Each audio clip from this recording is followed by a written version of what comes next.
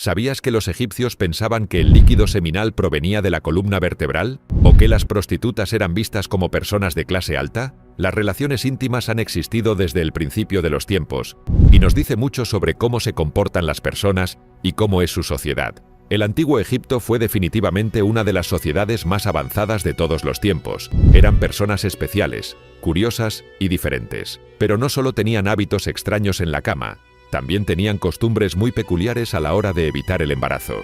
En cuanto a relaciones carnales, los romanos y griegos eran diferentes a su manera, pero los egipcios estaban en otro nivel. Adéntrate con nosotros y conoce los métodos y secretos sexuales del antiguo Egipto. Bienvenidos al tesoro de Cleopatra. Un vibrador hecho de abejas. En el antiguo Egipto, Cleopatra era conocida por ser una de las gobernantes más ingeniosas, inteligentes y sensuales de su época. Según algunas leyendas que han perdurado a través de los siglos, a Cleopatra le encantaba explorar su intimidad y encontrar formas creativas de darse placer a sí misma cuando no estaba acompañada. Una de las anécdotas más fascinantes que se cuentan sobre los pasatiempos de Cleopatra era que supuestamente creó uno de los primeros vibradores de la historia utilizando abejas vivas. La reina egipcia habría puesto cuidadosamente abejas dentro de una pequeña caja de papiro o en el interior hueco de una calabaza, y luego usaba estos dispositivos improvisados para estimularse aprovechando el zumbido de las abejas en movimiento. Incesto en el antiguo Egipto. Una práctica que generaba polémica en el antiguo Egipto era que la realeza y las clases altas solían casarse entre hermanos, incluyendo el matrimonio entre hermanos de padre y madre. Esto estaba mal visto por la mayoría de la población común, que evitaba estas uniones endogámicas. Sin embargo, los faraones y su linaje real justificaban el incesto siguiendo el modelo de importantes dioses del panteón egipcio, que también eran parejas de hermanos. Por ejemplo, dos de las divinidades primordiales y fundadoras de la cosmología egipcia eran Osiris e Isis, que eran hermanos, pero también marido y mujer. Lo mismo ocurría con Shu y Tefnut, Neftis y Set, y otros dioses relacionados con la realeza divina. Al casarse entre sí, los faraones y las familias gobernantes egipcias buscaban emular la endogamia sagrada de sus dioses y preservar la pureza de su linaje, que consideraban de origen divino. Los matrimonios incestuosos eran una forma de mantener acotado el poder y la ascendencia solo a la élite, sin contaminar la sangre real con plebeyos. Sus métodos anticonceptivos. Era bastante común que la gente usara anticonceptivos, y también eran conscientes de algunas formas de planificar sus familias, así como la gente de hoy en día. Aunque no tenían píldoras anticonceptivas o preservativos como nosotros, encontraron otras formas de evitar que nacieran bebés. Un método era cubrir la boca del útero con goma hecha de la savia del árbol de acacia. Una segunda forma era poner una mezcla de miel y bicarbonato en el interior de la vagina. La forma más extraña era usar estiércol de cocodrilo, miel de acacia y dátiles para hacer una especie de tapón. Por otro lado, curiosamente, una de las actitudes más sorprendentes que tenían los antiguos egipcios, y muy distinta a otras culturas de la época, era que no le daban mucha importancia al valor de la virginidad femenina antes del matrimonio. A diferencia de griegos, romanos y otras civilizaciones contemporáneas, en el antiguo Egipto no existía una insistencia especial en que las mujeres llegaran vírgenes al matrimonio. Por supuesto, si la novia resultaba ser virgen, no se consideraba un problema, pero tampoco era un requisito esencial, ni había un estigma social fuerte asociado a no serlo. Las jóvenes egipcias gozaban de mayor libertad antes del matrimonio que sus pares en el resto del mundo antiguo.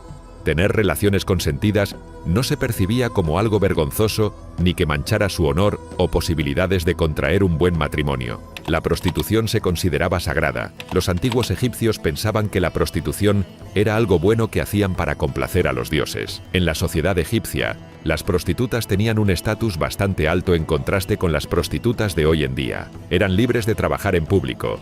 Solían mostrar quiénes eran haciéndose tatuajes y usando lápiz labial rojo. Según muchos historiadores y eruditos de la antigüedad, las prostitutas de otros países solían venir a Egipto porque allí no había reglas. Relaciones extramaritales y divorcio. Una vez hecha la unión matrimonial entre una pareja, los hombres prestaban más atención a las mujeres porque pensaban que una mujer casada era sagrada. Tener una aventura fuera del matrimonio era un gran pecado, especialmente si eras una mujer. Cuando atrapaban a los infieles, les imponían multas muy severas, desde golpizas cortes e incluso la muerte en algunos casos. Las cosas no eran tan malas para los hombres casados si los atrapaban durmiendo con una mujer que no era su esposa. Todo lo que tenían que enfrentar era la vergüenza. Respecto al divorcio, era muy difícil separarse. De hecho, el divorcio solo era posible en 2 casos. 1, cuando la pareja no tenía hijos.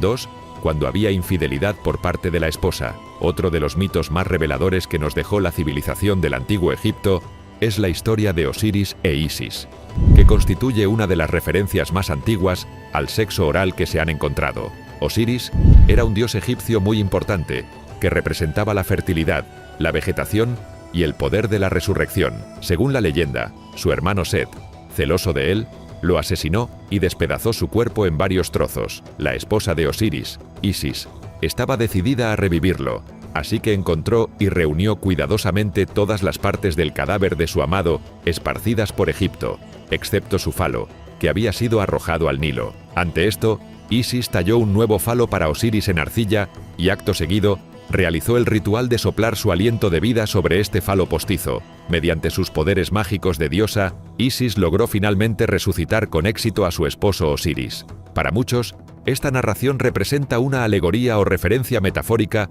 sobre cómo la diosa Isis pudo embarazarse de Osiris a pesar de su muerte a través de una felación, práctica que estaba presente en la civilización del antiguo Egipto. Así, el mito en cuestión constituiría una de las alusiones más tempranas que se conocen en la historia sobre esta forma de sexualidad. Genitales y circuncisión en el antiguo Egipto. Era normal que la gente usara amuletos con forma de genitales masculinos y femeninos. Para ellos era un signo de buena suerte y de tener hijos. Algunos de los relieves tallados en tumbas y piedras del 2500 a.C.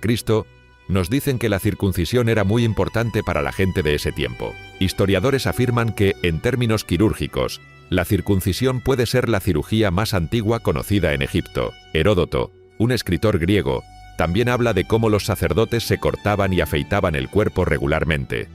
Algunos historiadores también piensan que los niños eran circuncidados cuando eran muy pequeños debido a que era un rito de pasaje en el antiguo Egipto. El semen viene de la columna vertebral. Los egipcios de aquel entonces tenían una idea muy extraña de dónde provenía el esperma en nuestros cuerpos, es decir, sabían por dónde salía, pero puede que no supieran de dónde venía. Pensaban que la glándula que producía el esperma estaba en la columna vertebral. En muchas historias egipcias, esta cosa sagrada tenía un papel espiritual muy importante. Pensaban que provenía de una vértebra muy especial y sagrada en la médula espinal. Durante muchos años después, la gente pensó que esta historia era cierta. Incluso Platón, el gran filósofo, lo creyó. Si estos secretos te parecieron asombrosos, no te puedes perder los pecados carnales que cometieron las monjas.